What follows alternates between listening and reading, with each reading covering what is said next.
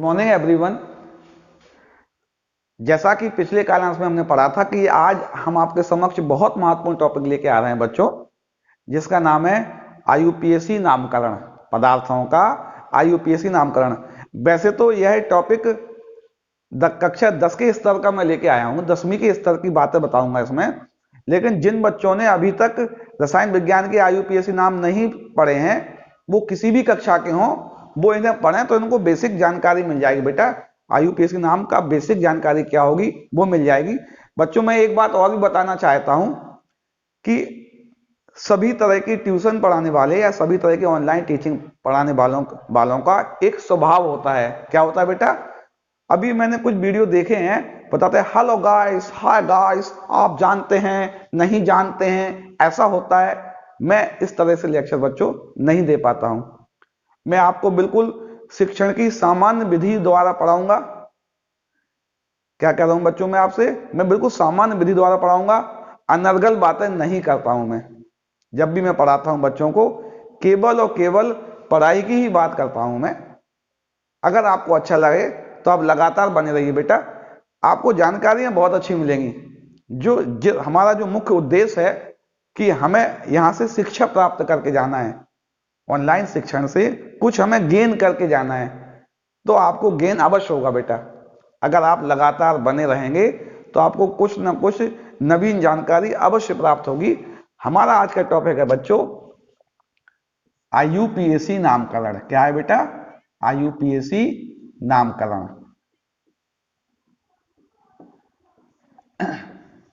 बेटा इसके नोट्स आपको उपलब्ध नहीं होंगे, आप अपनी किताबों में पढ़ सकते हैं। यहां जो बताया जाएगा उसको ही आपको नोट करना है। अपने पेन कॉपी लेकर भी तैयार रहें। बड़ा व्यापक टॉपिक है, बहुत ही महत्वपूर्ण टॉपिक है। हो सकता है ये लेक्चर लंबा जाए, लेकिन आपको ध्यान से पूरे समय लगातार बने रहना है बेटा, है ना। सबसे पहले जो हमने पढ़ा था, एक हमने पढ़ा था बेटा क्रियात्मक समूह। क्या पढ़ा था हमने इससे पहले? क्रियात्मक समूह। क्रियात्मक समूह किसी भी कार्बनिक यौगिक का वह भाग था जो कि उसके रासायनिक गुणों को निर्धारित कर रहा था। यौगिक में जो विशेष गुण होते हैं, रासायनिक गुण होते हैं, उनको कौन निर्धारित कर रहा था? क्रियात्मक समूह। हमने इतने क्रियात्मक समूह बेटा आपके सिलेबस में मुख्यतः इनकी ही चर्चा करेंगे हम।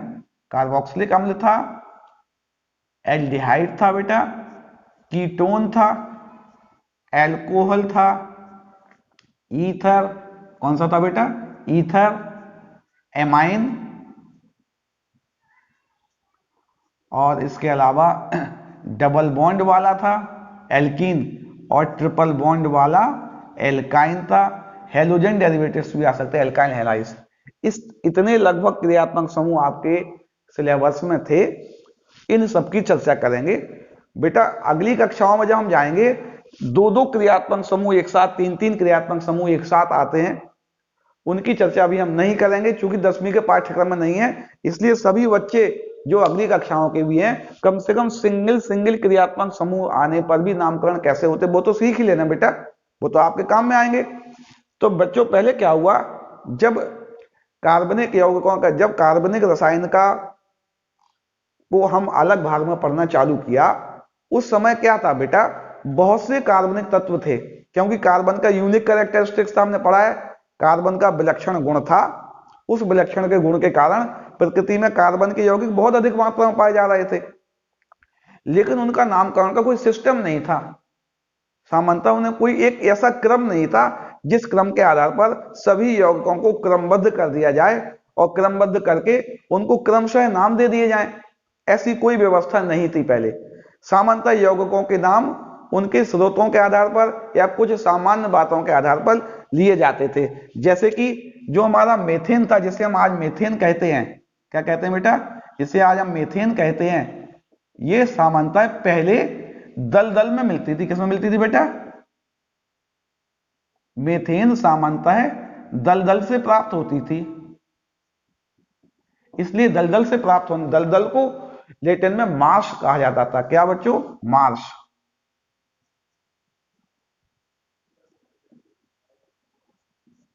इसलिए इसका नाम मार्श गैस पड़ गया। क्या पड़ गया बेटा? Marsh gas.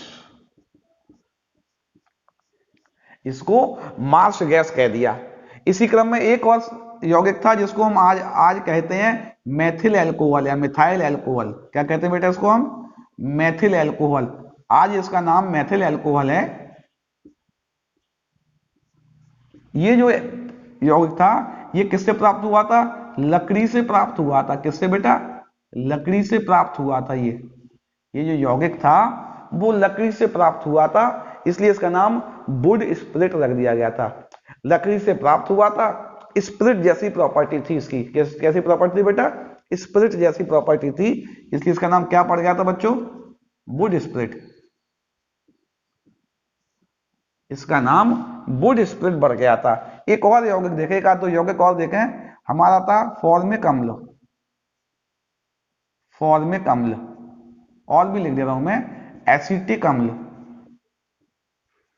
एसिटिक अम्ल। एक और भी लिख रहा हूं, लैक्टिक अम्ल। कैसा बेटा? लैक्टिक अम्ल।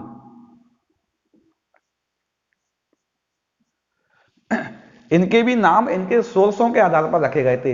ये जो अम्ल था बेटा फॉर्मिका से प्राप्त हो रहा था। किससे बेटा? फॉर्मिका अर्थात आंट यानी कि चींटियों से। चींटियों से प्राप्त होने, फॉर्मिका को चींटी को फॉर्मिका कहा जाता था। चींटियों से प्राप्त होने वाला अम्ल फॉर्मिक अम्ल कहलाया था। तो इसका नाम भी स्रोत के आधार पर रखा गया था। एसिटम यानी कि सिरका, एसिटम से प्राप्त हो रहा था। सिरका को एसिटम बोलते थे। एसिटम से प्राप्त होने वाला अम्ल एसिटिक अम्ल कहलाया। जो खट्टा दूध होता है उसको लैक्टस बोलते हैं। लैक्टिक, लैक्टस है ना, खट्टे दूध जो होता है उससे प्राप्त होने वाला अम्ल लैक्टिक अम्ल कहलाया। खट्टे दूध को क्या बोलते थे बेटा? लैक्टम। लैक्टम से प्राप्त होने वाला एसिड लैक्टिक एसिड कहलाया। यानी क्या? दोबारा देखते हैं बेटा, मार्श यानी कि दलदल से प्राप्त होने वाली गैस मार्श गैस कहलाई। वुड यानी कि लकड़ी से प्राप्त होने वाला स्प्रिट के समान पदार्थ वुड स्प्रिट कहलाया, जिसको कि मिथेनॉल कहते हैं। फॉर्मिका यानी कि आंट, चींटी, उनसे प्राप्त होने वाला एसिड फॉर्मिक एसिड कहलाया। एसिटम यानी कि विनेगर, सिरका, इससे प्राप्त होने वाला एसिड एसिटिक एसिड कहलाया। लैक्टम दूध के समान खट्टा पदार्थ होता है, लैक्टम से प्राप्त होने वाला एसिड लैक्टिक एसिड कहलाया। ठीक है ना बेटा? इसी प्रकार ब्यूट्रम आता है, बटर से प्राप्त होने वाला एसिड ब्यूट्रिक एसिड कहलाया। तो यानी कि पहले क्या था बच्चों, ये जो यौगिक थे कार्बनिक पदार्थ जो कि बहुत अधिक संख्या में आ रहे थे कार्बन के विलक्षण गुण के कारण, उन पदार्थों के नाम सामान्य स्रोतों के आधार पर या कुछ विशेष बातों के आधार पर रखे गए थे, तो उनको व्यवस्थित करने में बहुत कठिनाई हो रही थी। एक संस्था थी IUPAC, international union of pure and applied chemistry. क्या थी बच्चों? आप नाम किताब में मिल जाएगा, लिख सकते हैं। क्या कह रहा हूं मैं? International union of pure and applied chemistry, अंतरराष्ट्रीय विशुद्ध एवं अनुप्रयुक्त रसायन संघ। मैं हिंदी में लिख दे रहा हूं बेटा, कठिन है, इन दोनों में लिख दे रहा हूं बेटा, अच्छा है ना?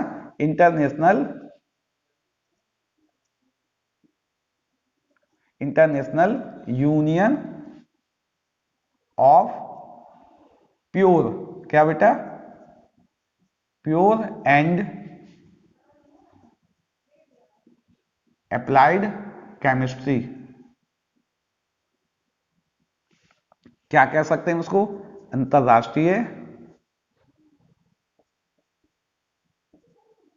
अंतरराष्ट्रीय विशुद्ध, कैसा बेटा? विशुद्ध एवं अनुप्रयुक्त रसायन संघ। अंतरराष्ट्रीय विशुद्ध एवं अनुपयुक्त रसायन संघ का बेटा है। इन्होंने क्या किया? तत्वों के नामकरण को क्रमबद्ध कर दिया। सभी सजातीय श्रेणियों को जो हमने पढ़े हैं जिनमें एक ही क्रियात्मक समूह होता था, उनको एक साथ रखा, क्रमशः रखकर उनको सबको अलग अलग कर लिया। उनके सामान्य नाम भी दिए गए और उन्हें क्रमबद्ध कर लिया गया, जिससे हमें क्या हुआ? नामकरण में आसानी हो गई बेटा। फिर भी यह, चूंकि ये नामकरण इतना टिपिकल था, जब जैसे जैसे हम बड़े यौगिकों पर पहुंचते हैं, बड़े बड़े कार्बनिक यौगिक आते हैं, उनके नाम को याद रखने में बहुत कठिनाई आ रही थी। इसलिए सामान्यतः बच्चों हम इनके साधारण नाम याद रखते हैं। क्या याद रखते हैं? सामान्यतः साधारण नाम। लेकिन आपसे आईयूपीएसी नाम पूछे जाते हैं अगर, तो उसका आईयूपीएसी नाम आपको लिखना है। इसका नामकरण कैसे होगा वो मैं आपको बताऊंगा अभी। तो पहले हम साधारण नाम ही लिखा करेंगे, उसके बाद आईयूपीएसी लिखेंगे, ठीक है ना बेटा। चलिए हम नाम लिखते हैं, दोनों तरह के नाम देखेंगे। चलिए हम एल्केन्स के नाम लिखना सीखते हैं बेटा। पहले किसके नाम लिखना सीख रहे हैं हम? एल्केन्स के नाम लिखना सीख रहे हैं हम। इसके नाम लिखने के लिए बेटा हम आपको 3-4 उदाहरण लिख रहे हैं, उन उदाहरणों से नाम लिखेंगे। अभी हम एक 4 कार्बन वाला एल्केन लेके चल रहे हैं जिसको हम ब्यूटेन बोलते हैं। ब्यूटेन को हम कैसे कैसे लिख सकते हैं? एक हम लिख रहे हैं CH3 CH2 CH2 CH3। हम ब्यूटेन को ऐसे भी लिख सकते थे बेटा, CH3 CH CH3 CH3। इन दोनों में क्या अंतर है बेटा? देखे ना, समानता है, ये भी ब्यूटेन है, ये भी ब्यूटेन है, दोनों ही ब्यूटेन है, लेकिन इनमें अंतर ये है, यदि मुख्य श्रृंखला के सभी कार्बन एक सीधी चेन में है, क्या कह रहा हूं मैं? मुख्य श्रृंखला के सभी कार्बन एक सीधी चेन में है, तो उसके साधारण नाम के पहले नॉर्मल लगाएंगे, नॉर्मल को एन से लिखेंगे, यानी एन ब्यूटेन है। क्या है बेटा? ये एन ब्यूटेन है।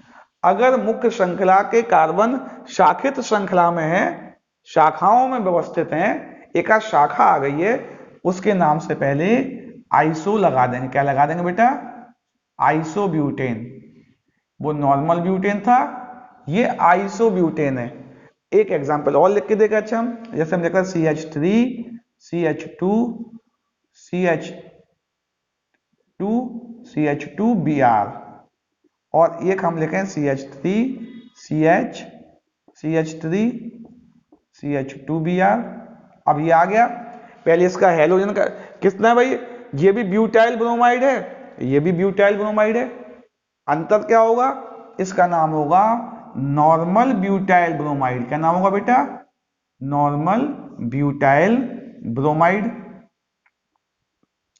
और ये होगा आइसोब्यूटाइल ब्रोमाइड। क्या नाम होगा? Isobutyl bromide. Normal butyl bromide, isobutyl bromide, ठीक है ना। वैसे आप देखोगे आइसो मतलब जिसकी मेन चेन में ब्रांच आ जाए, नॉर्मल मतलब जिसकी मेन चेन स्ट्रेट चेन होगी, सीधी चेन होगी, वो नॉर्मल कहलाएगी। एक कंडीशन और भी आती है, मान लीजिए हमारे कार्बन 5 आ जाए। कितने आ जाए बेटा? 5 कार्बन का एल्केन है, इसको CH2 के फॉर्म में लिख देता। अच्छा हम CH3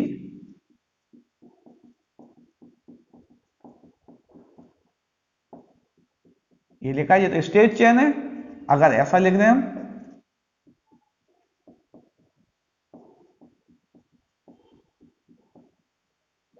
ये कौन सी चेन हो गई?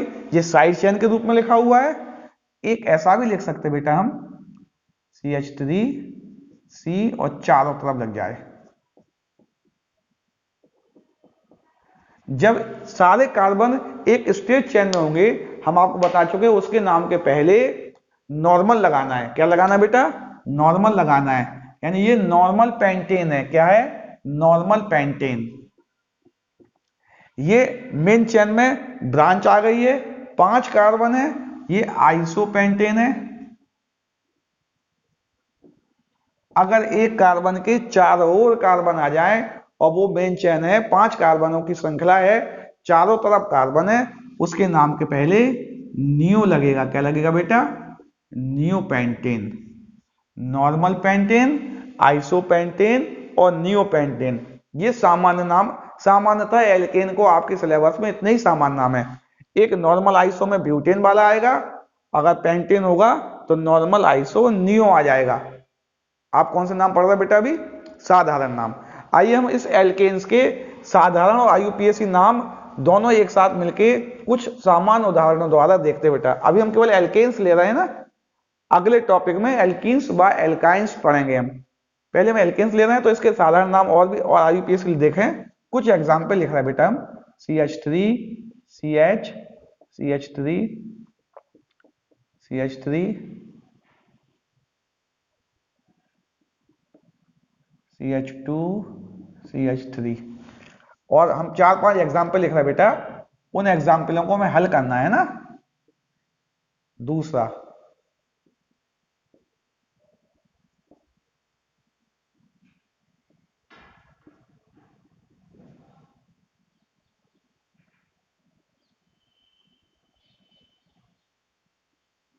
मैं पॉज करके लिख लूं फिर आपको बता रहा हूं। चलिए मैंने ये नाम लिख दिए हैं बच्चों। इन एल्केन्स के हम नाम लिखना सीखते हैं बेटा आईयूपीएसी। जैसे ये मेन सबसे पहला हमारा काम है बेटा, लंबी से लंबी कार्बन परमाणु की मुख्य श्रृंखला का चयन करना है, ऐसी गिनती में लाना है जिसमें कार्बन हाईएस्ट हो। इसको हमने गिना 1 2 3 4, इस साइड से 1 2 3 4, यानी सबसे लंबी श्रृंखला में 4 कार्बन आ रहे हैं, उनको हमने मेन चेन को ले लिया। ये हमारी कार्बन की मुख्य श्रृंखला हो गई। ये क्या होगी बेटा, इसको क्या बोलेंगे, मुख्य श्रृंखला। ये मेन चेन है, ये हमारी मुख्य श्रृंखला कहलाएगी। ठीक है ना। ये जो बचा रह गया इसको बोलते हैं साइड चेन। क्या बोलते हैं बेटा, पार्श्व श्रृंखला। ये साइड चेन है, वो मेन चेन है। हमने लिख दिया। सबसे पहले हमें कार्बन परमाणुओं की मुख्य श्रृंखला का चयन करना है, हमने कर लिया। मुख्य श्रृंखला के बेटा 2 सिरे होते हैं, एक को 1 नंबर देना है, एक को लास्ट नंबर देना है। 1 नंबर वहां देना है जहां से ये साइड चेन पास में आ रही हो, उसके कार्बन का अंक कम हो। जब हम इस साइड से कर रहे हैं 1 2 3 4, तो साइड चेन के कार्बन का नंबर 3 आ रहा है बेटा। इस साइड से कर रहे हैं, साइड चेन के कार्बन का नंबर 2 आ रहा है, तो ये ज्यादा सही है। हमने लिख दिया। यानी पहले हमने मुख्य श्रृंखला को चुन लिया, उस मुख्य श्रृंखला का नंबरिंग वहां से की जहां से साइड चेन का कार्बन नजदीक आ रहा है, लिख दिया। अब हम इसका नाम लिखेंगे। नाम में पहले साइड चेन का नाम लिखेंगे। किसका नाम लिखेंगे, साइड चेन का नाम और उसका नंबर सहित। साइड चेन जुड़ी है मैथिल, क्या जुड़ा हुआ बेटा, मैथिल। दूसरे कार्बन पे तो क्या नाम हुआ, 2 मैथिल। क्या नाम हुआ बेटा, 2 मिथाइल बोलते हैं इसको, 2 मैथिल। मेन चेन है 4 की, तो ब्यूटेन, 2 मैथिल ब्यूटेन। इसका नाम क्या होगा बेटा, 2 मैथिल ब्यूटेन। इसको देखें। अच्छा, पहले लंबी से लंबी मुख्य श्रृंखला चुने। कितने हो रहा बेटा, 1 2 3 4, 1 2 3 4। अच्छा, और भी कोई संभावना है बेटा, थोड़ा दिमाग लगाना है। संभावना यहां हो रही बेटा, ये जो C2H5 है, ये आपको याद रखना बेटा। मैं लिखता हूं C2H5 जब होता है, ये होता है CH2CH3, यानी इसकी काउंटिंग जो होती है वो 2 कार्बन की काउंटिंग होती है। कितने की बेटा, 2 कार्बन की। अगर नंबरिंग देंगे तो 1 2 3 4 5, यानी इसमें कितने कार्बन आ रहे हैं बेटा, कुल मिला के 5 कार्बन आ रहे हैं। यानी ये श्रृंखला हमारी मेन चेन हो सकती है 1 2 3 4 5। अब नंबरिंग कहां से करेंगे, नंबरिंग करेंगे साइड चेन से। यहां हमने साइड चेन देगी 1 2 3 नंबर पे, और यहां भी 3 पे, तो कोई भी कर दें। 1 2 3 4 5, 3 पे साइड चेन है, यानी क्या हो गया बेटा, 3 मैथिल, 3 मैथिल। और 5 कार्बन को बोलते हैं हम पेंटेन। क्या बोलेंगे 5 कार्बन को, पेंटेन। चलिए और देखते हैं हम। अब हमारी ये देखे सबसे लंबी तो मुख्य श्रृंखला ये देख रही बेटा, हमारी मेन चेन तो ये हो ही गई है। अब प्रश्न आता है इस मेन चेन की नंबरिंग कहां से करें, कहां से क्या करूं बेटा, नंबरिंग कहां से करें। अब आपको फिर नई बात याद रखनी है, जब एक से अधिक साइड चेनें आ जाएं, 2 साइड चेनें आ गई हैं, हम नंबरिंग दोनों साइडों से करेंगे। पहले कहां करेंगे बेटा, दोनों साइडों से करेंगे मन में, और दोनों साइडों के कार्बन को जोड़ेंगे, अंक को। इस साइड से किया 1 2 3 4 5, साइड चेन आई है 3 पे और 4 पे, यानी 3 + 4 यानी हो गया 3 + 4 यानी हो गया 7। हमने इस साइड से नंबरिंग की बेटा 1 2 3 4 5। साइड चेन आ रही है दूसरे पे और तीसरे पे, यानी कि 2 + 3 यानी कि 5 हुआ आंसर। हमारी नंबरिंग वो सही है जिसमें जो साइड चेन के कार्बनों को जो अंक दिए गए हैं, उन अंकों का योग न्यूनतम हो। कैसा है बेटा, न्यूनतम, यानी ये योग कम है तो हमारी नंबरिंग ये वाली ज्यादा अच्छी है, ये नंबरिंग हमारी गलत है। इसको हमने मिटा दिया बेटा। नंबरिंग कौन सही है, 1 2 3 4 5, इसको ऊपर लिख दिया है हम। इस नंबरिंग को कहां लिख दें हम, ऊपर लिख दें बेटा। क्या हुई, 1 2 3 4 5।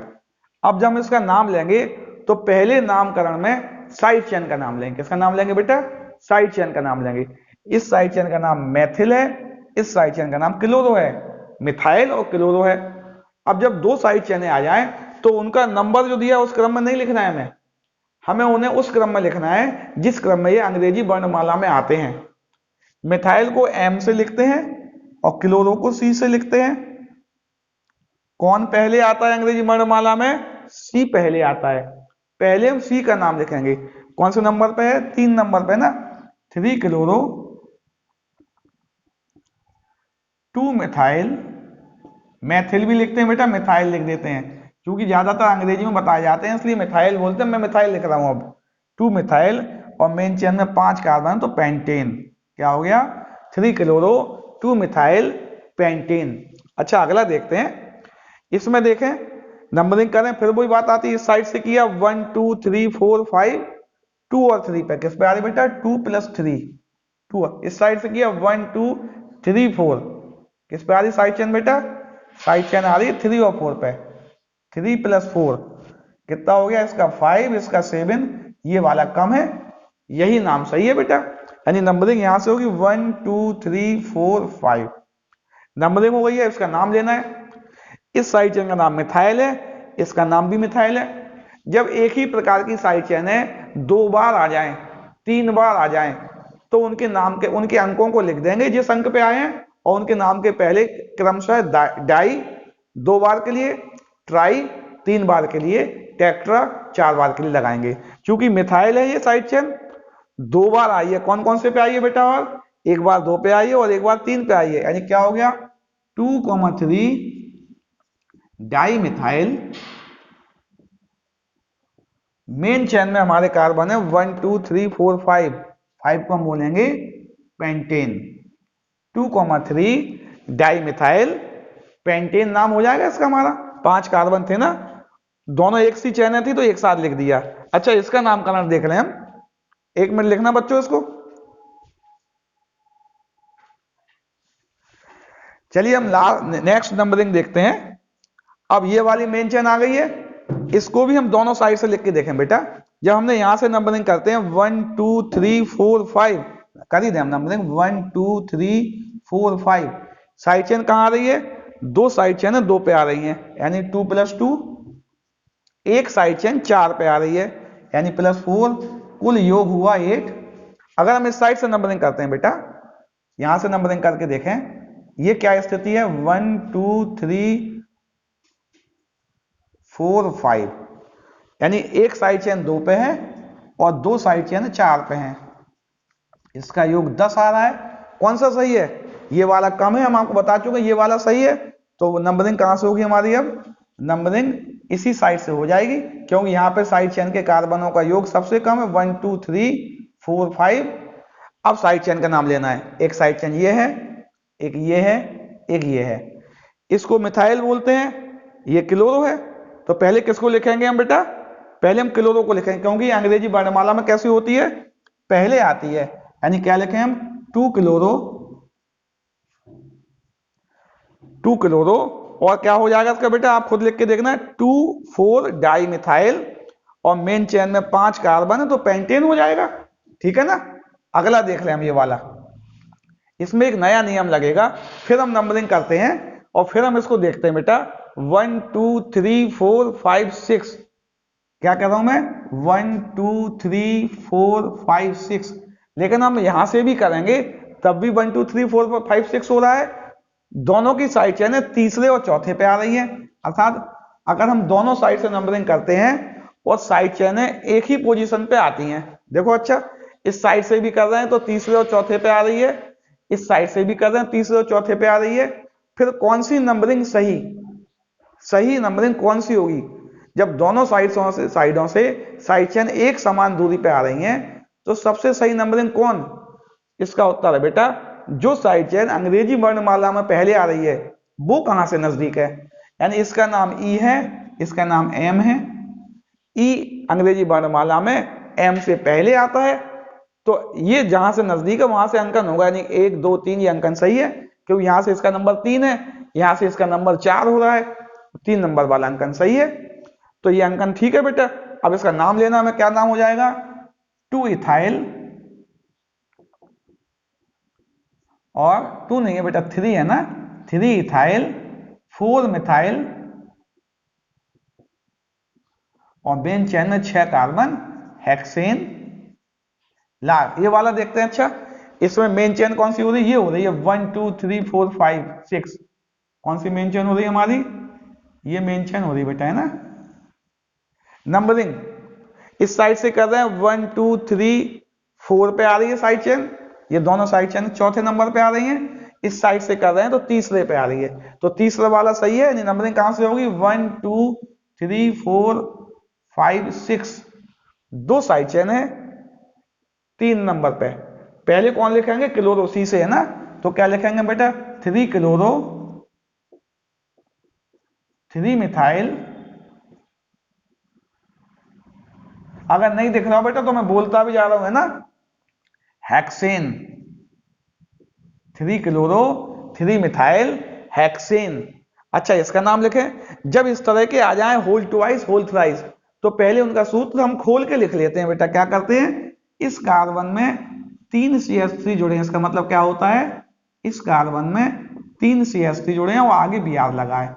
अब हो गया हमारा, पहले हमने मेन चेन ली, तो मेन चेन हमारी ये हो गई, सबसे लंबी मेन चेन ये हो गई है।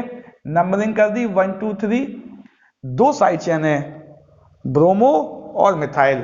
अंग्रेजी वर्णमाला में कौन पहले आएगा, ब्रोमो पहले आएगा बेटा। अब आपको लिखना है खुद, मैं डायरेक्ट बता दूंगा आपको, 2 ब्रोमो 2 मिथाइल। मेन चेन कितने हैं, मेन चेन में 3 कार्बन है, 3 कार्बन को बोलेंगे प्रोपेन। 2 bromo 2 methyl propane. इसको देखें बेटा। अच्छा, इस C में 2 C2H5 जुड़े हैं, यानी क्या जुड़ा है बेटा, C2H5। इस C में 2 C2H5 जुड़े हैं, जुड़े हुए। एक लिखा है हमारा CH और उसके आगे लिखा है Cl। अच्छा, इसको थोड़ा चेंज कर लें बेटा, इसी में लिख दें 3 C2H5 लिख दिया है और Cl लिख दिया, CH ना लिख के, ये ज्यादा सही है। 3 C2H5 जुड़े हैं और Cl लगा दिया हमने, 3 C2H5 Cl। नंबरिंग करेंगे, सबसे लॉन्गेस्ट चेन ये हो गई है। नंबरिंग करेंगे, हमने बताया था C2H5 की नंबरिंग 2 होती है, 1 2 काउंट होगा। क्या होगा, 1 2 3 4 5। तीसरे नंबर पे इथाइल भी जुड़ा है और क्लोरो भी जुड़ा है। नाम क्या होगा बेटा, 3 क्लोरो 3 इथाइल, 5 कार्बन है, इसका नाम हो जाएगा पेंटेन। क्या नाम होगा, 3 क्लोरो 3 इथाइल पेंटेन। इसको देखें, ब्रैकेट वाला जिसके आगे होता है उसमें जुड़ा होता है बेटा। इसको लिख दें पहले हम, CH3 CH, यानी इसमें जुड़ा है Br C। इस C में 2 जुड़े हैं CH3 CH3 CH3, और यहां पे CH3। फिर वही हम नंबरिंग करें, इस साइड से किया, साइड चेन आ रही है दूसरे पे और दो साइड चेन तीसरे पे, नहीं 2 + 3 8 हो रहा है। क्या हो रहा है बेटा, 8। इस साइड से किया, दो साइड चेनें आ रही हैं 2 पे, यानी 2 + 2। एक साइड चेन आ रही है 3 पे, 2 + 2 + 3 7 हुआ। ये 7 कम है बेटा 8 से, तो 1 2 3 4 3 साइड चेन है। इस साइड चेन को मिथाइल बोलते हैं, इसको मिथाइल बोलते हैं, इसको ब्रोमो बोलते हैं। कौन पहले आएगा, अंग्रेजी वर्णमाला में ब्रोमो पहले आता है, इसलिए इसका नाम पहले आएगा। यानी क्या लिखेंगे, 3 ब्रोमो, क्या लिखेंगे बेटा, 3 bromo 2,2 di methyl. Main chain में कितने कार्बन, मेन चेन में 4 कार्बन को बोलेंगे ब्यूटेन। ठीक है ना, क्योंकि आपका समय काफी हो रहा है बेटा, अगले लेक्चर में बताएंगे।